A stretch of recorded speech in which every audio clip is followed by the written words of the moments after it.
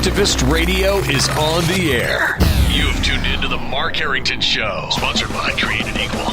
Mark is training a new generation of leaders to take on the culture of death and win. You don't like abortion, don't have one.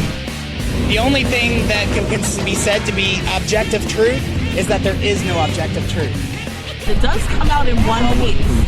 It comes out in one piece. I would argue that we certainly are not all created equal. And now, here's Mark. That's right, your radio activist is on the air, and I just returned from Chicago, Illinois, where we participated in the national protest of Stericycle. Stericycle being the number one waste disposal provider for Planned Parenthood, and I just spent 2 days up in Chicago with my good friend Eric Scheidler from the Pro-Life Action League, exposing Stericycle and the enabling of the abortion cartel to the CEO, the board of directors, and everybody that lives in Chicago and in Lake Forest. So I got back here late last night, and here we are behind the microphone coming to you live from our studios here in Columbus, Ohio. And what I want to talk about today is whatever happened to the Democrat slogan, safe, legal, and rare. Whatever happened to, remember Bill Clinton way back, I'm Bill Clinton. Remember him? Remember May? Remember May? Do you remember May? Remember him? Bill Clinton, President of the United States in the 1990s, came up with the infamous phrase that abortion should be safe, legal, and rare. Whatever happened to that? That used to be the Democrats' position on abortion. Safe, legal, and rare. Well, the rare part just recently has definitely gone out the window with these bans that have been passed in state legislatures like Ohio with our heartbeat bill, other heartbeat bills in other state legislatures, and then the Alabama abortion ban that was passed a week or so ago. The other side has totally abandoned this whole idea of abortion being safe, legal, and rare. You know what? Anyway, just think about this. Why should it be rare if it's just like getting your teeth or a tooth pulled? Why would it be rare if it's just like any other elective medical procedure? I always wondered about that. If it's a constitutional right, if it's protected by our Constitution, the right to privacy, the right to abortion, then why should it be rare? Everybody should be having one, right? Or wanting to have one, that is.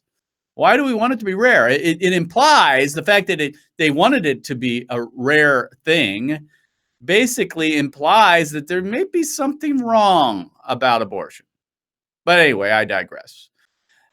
This whole slogan, safe, legal, and rare, has gone by the wayside. They jettisoned it right after the election of Donald Trump. And now with these passages of these abortion bans across the country, every single Democrat virtually is walking in lockstep in that abortion. It doesn't need to be rare. It ought to be something we're celebrating, and we ought to be able to have abortions up till the time of birth or even after birth with a fanticide. If you don't believe me, let me just share with you a couple of statements that have come out recently that we have video and audio on that we're going to play here in the program. And then these Stop the Ban rallies that have been popping up around the country. They're happening all the time now in several states. We had one here in Columbus in our state house just the other day, and we were down there counter-protesting the Stop the Ban rallies. These are popping up around the country, and these are in a reaction to the presidency of Donald Trump and the possibility of overturning Roe versus Wade, the changing of the U.S. Supreme Court. And I think even more likely, the reason for this, obviously, is the passage of a lot of these abortion bans. So what I want to do, I'm going to go through each one of these examples and play some clip for you.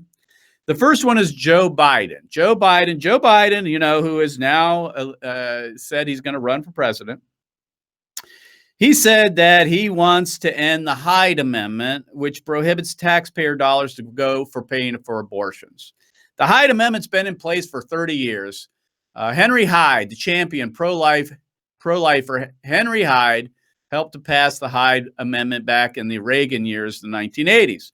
And ever since then, the federal government has been prohibited from spending tax dollars to pay for abortion. And historically, the Democrat Party had been in support of the Hyde Amendment. In other words, they were against taxpayer dollars going for abortion. But now, Joe Biden, and for that matter, you're going to find out every Democrat, at least the ones running for president, now say that the Hyde Amendment needs to go. It needs to be repealed, and we need to force Americans, whether you're, even if you're against abortion, your money going to this type of thing, they are saying we want to force taxpayers to pay for child killing. So, Mr. Producer, if you would, let's cue up this clip. This is Joe Biden. He's being asked a question on the campaign trail about the Hyde Amendment. Go ahead and play that clip. I'm an ACLU Rights for All voter, and I have one quick question for you, and that is, will you commit to abolishing the Hyde Amendment, which hurts poor women and yes, women of color? Yes, and by the way, ACLU member, I got a near perfect voting record my entire career. I heard you did, but I'm glad you just said you would commit to abolishing that's the a badge of Hyde honor. Amendment. Right now, it has to be. It can't stay. Thank It can't you. stay. How are you, Can't man? stay. Well, there you go. Joe Biden now on record saying that the Hyde Amendment has to go. And then he's got a perfect voting record with the ACLU. That's a badge of honor now for the Democrat Party. So it's not bad enough that abortion is legal. It's not bad enough that they support, every one of them supports late-term abortion and, for that matter, infanticide. It's not bad enough that they support sex selection abortions. They support heart attack abortions, dismemberment abortions. They've never seen an abortion they don't like. And now they want you to pay for it. We're going to jettison the Hyde Amendment. Historically been a bipartisan position. That's Joe Biden. Now, we want to move on. Hawaii Senator Mazie Hirono. This woman's a piece of work. She is a piece of work. I'll tell you that. Now, she is saying, well, she was on the, one of these Stop the Ban rallies in California. By the way, why would you want to even protest in California? Abortion's legal like nowhere else in California. I mean, there's no chance that you're going to ban abortion out of the California legislature. But she is at one of these rallies. Again, Senator Mazie Hirono, she's from Hawaii, and she talked about indoctrinating 8th graders in her pro-abortion agenda. Go ahead and play that clip. Court, Justices Gorsuch, Kavanaugh, are you listening? I just left 60 8th graders from a public school in Hawaii, and I told them I was coming to a rally in front of the Supreme Court, and they said, why? And I said, it's because we have to fight for abortion rights, and they knew all about it. And I asked the girls in that group of 8th graders, how many of you girls think that government should be telling 13. us, women, when and if we want to have babies? Not a single one of them raised their hands. And then, well, I wonder why. I mean, they're not under pressure from her at all. who were there among the 60, I said, it's kind of hard for a woman to get pregnant without you guys. How many? Although if they could do it, they would. How many of you boys think that government should be telling girls and women when and if we're going to have babies? And not a single one of them raised their hands. Well, there you go. So you got Mazie Hirono, senator from Hawaii, hardcore leftist, pro-abort, social, all the bad things, indoctrinating 8th graders, indoctrinating 8th grader girls, about abortion. Got to get them early, Let's get to them early. It's not bad enough that Planned Parenthood's probably in every one of those high schools in California, telling kids to have sex and giving them a condom. And then talking about how they have this backup plan called abortion. And it's not bad enough they're being indoctrinated by Planned Parenthood. Now we need Mazie Hirono to indoctrinate 8th graders on abortion. And basically it's peer pressure, right? She's saying, no wonder none of the kids raise their hands. Who wants to be the oddball, the weirdo in a group like that when you've got a senator addressing your school who has to raise their hands, anybody that objects to a woman's right to kill her baby. I mean, nobody's going to raise their hand in that situation. The pressure on our young people is immense, folks. And the other side understands that. They understand in order to win this battle, they've got to reach down as young as they can, reach as young as they can and educate, or I better said, indoctrinate young people in the pro-abortion position. They get it. And they're going younger and younger and younger, 8th grade. I mean, this is 8th grade. Before long, it'll be kindergartners, getting indoctrinated in the pro-abortion position. Before long, Mazie Hirono and her ilk in Congress will be talking to children in kindergarten about the right to abortion, right to kill your baby. That's where this is heading. This is why, people, this is why we do what we do at Created Equal. This is why we go to high schools. This is why we educate young people on abortion in high school. More and more, we are reaching young, just like them, we are going younger and younger to educate people on abortion. Somebody's got to counter the Mazie Hironos of the world who have the power and the pressure they can put on young people to conform. Somebody's got to raise up the standard, the alternative, the counter position to that. And we are doing that. More than any group in the country, we go to high schools several days a week and we share the truth about abortion using abortion victim photography. So we're doing what we can to counter the positions of people like Mazie Hirono. But the bottom line is, safe, legal, and rare? No more. Now, Nancy Pelosi, we can't leave her out. House Speaker Nancy Pelosi the other day said that states are banning abortions because it's just a bunch of white guys and they fear women. It's just a bunch of white guys and they fear women. Do we have that clip, Mr. Producer? That one we don't. Okay, so here's her position. So if you're a guy, by the way, maybe this legislature, say in Alabama and Ohio, that maybe the majority of them are men, and they voted for this. What? So what? Women voted for the men, by the way. I mean, women voted in those states, and they put men in those positions. So those men are simply representing the women and men of their districts. I mean, so what's wrong with that? What's wrong with that? I mean, this is just an ad hominem fallacy. We attack people based on their gender, their sex, their race, their religion, whatever. We attack the man. That's ad hominem, attacking the man instead of attacking the position. And that's what Nancy Pelosi is saying.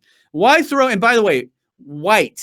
What does that have to, who's the racist here? Nancy Pelosi says that these legislatures who are banning abortion are white male and white men. I mean, what does race have to do with this? Why insert that into this? And by the way, last time I checked, Nancy Pelosi's white. You know, what is this? This is identity politics at its worst. Divide the country into groups: white men, transgendered, homosexual, whatever. Divide them up: rich, poor, middle class, upper class. Rich, poor, all that. Let's divide them up, balkanize the country, and try to gather up these different groups into a constituency and try to win elections and force these other groups into submission. That's what it is. This is aimed at white men or men generally to shut up. Like Mazie Hirono basically said, men need to just sit down and shut up. Remember that? Remember when she said that during the Kavanaugh hearings? That men need to just sit down and shut up? I mean, there is an effort across the country when it comes to the left, liberal left, and abortion advocates in particular, to target men, specifically white men. And they're basically saying, you need to sit down and shut up. Well, I got news for you. If we succumb to that, by the way, did you notice I'm white and I'm a male? And I'm not going to shut up.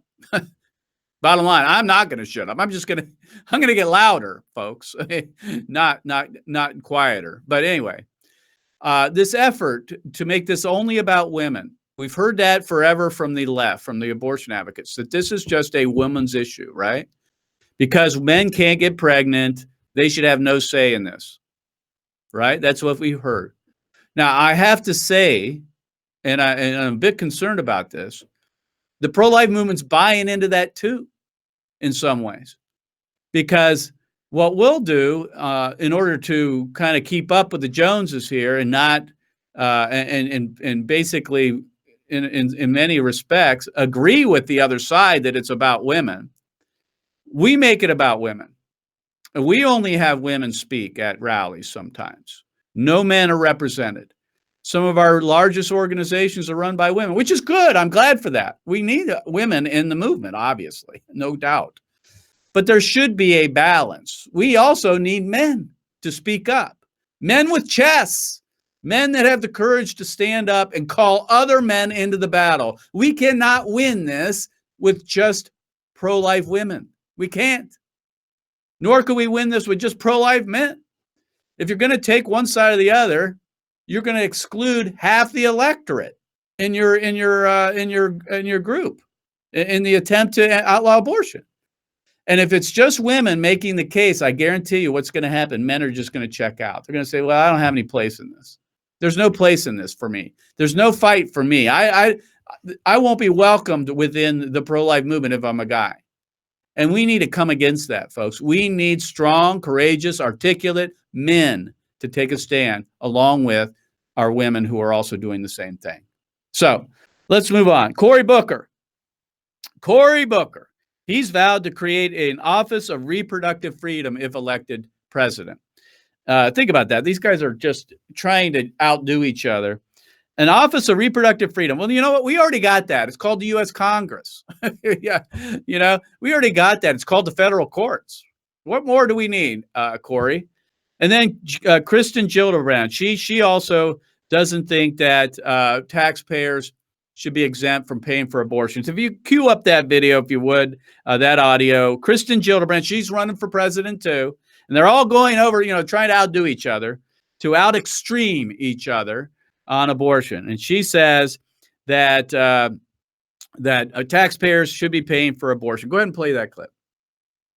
With equality. And what about the Hyde Amendment, which prohibits federal funding for abortion, which you oppose the Hyde Amendment? What would you say to taxpayers out there who say, look, I support everyone having their own freedoms, but that when it comes to my tax dollars, abortion isn't something that I want to support?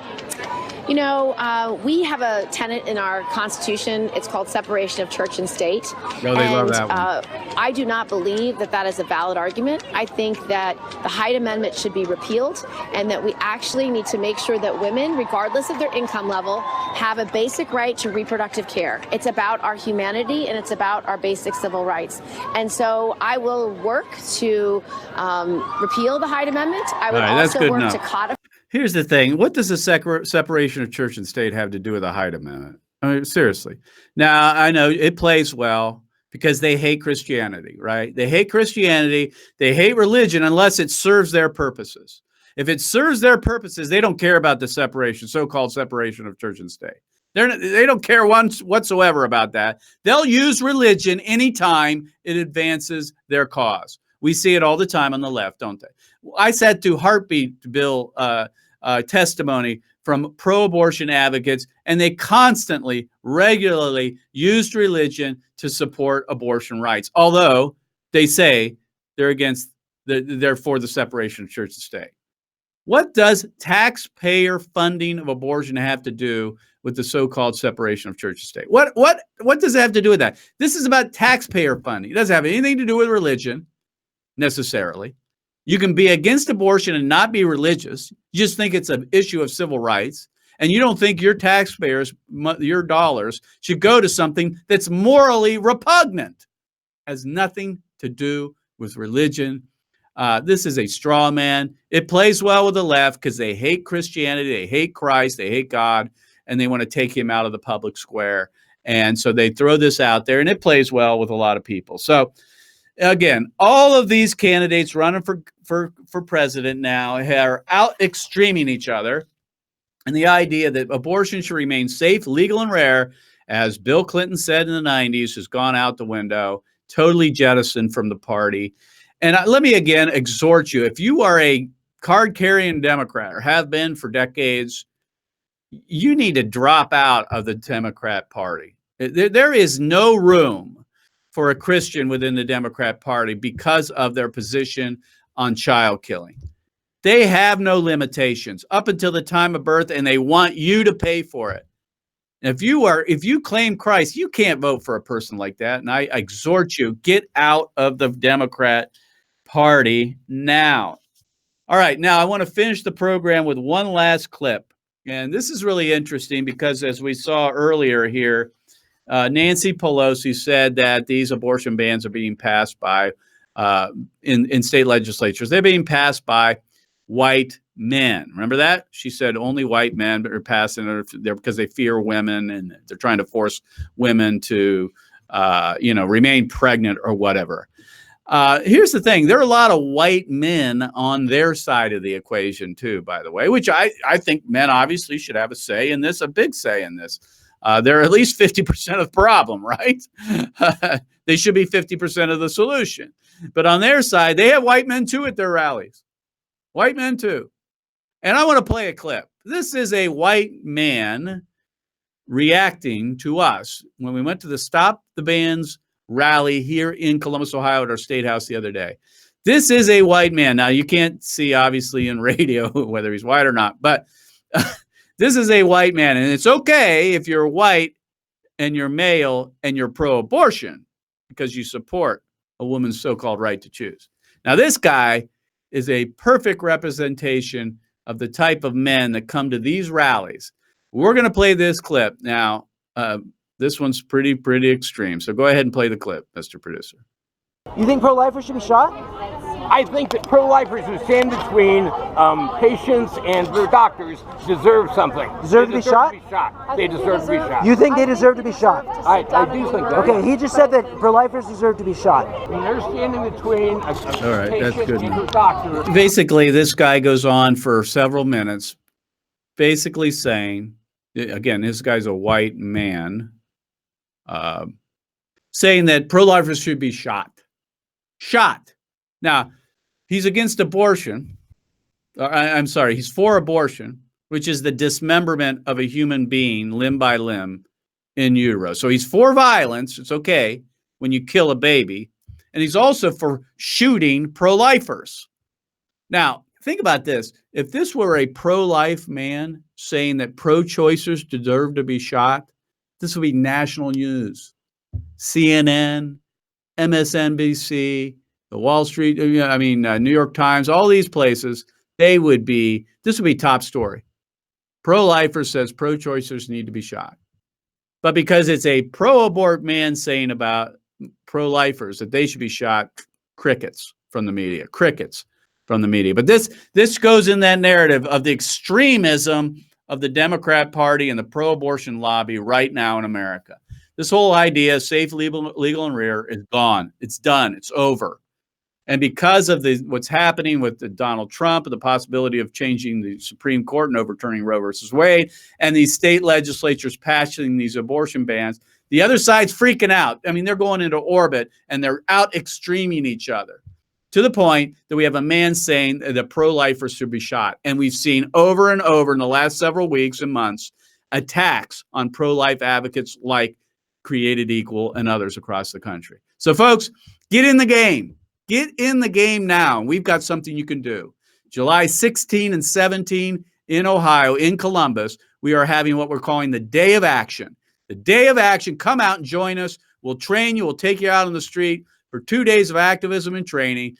Day of Action, July 16 and 17. You can find out more about that by going to createdequal.org. And if you want to find out more about the program, Mark Harrington Live here, your radio activist, go to markharrington.org, markharrington.org.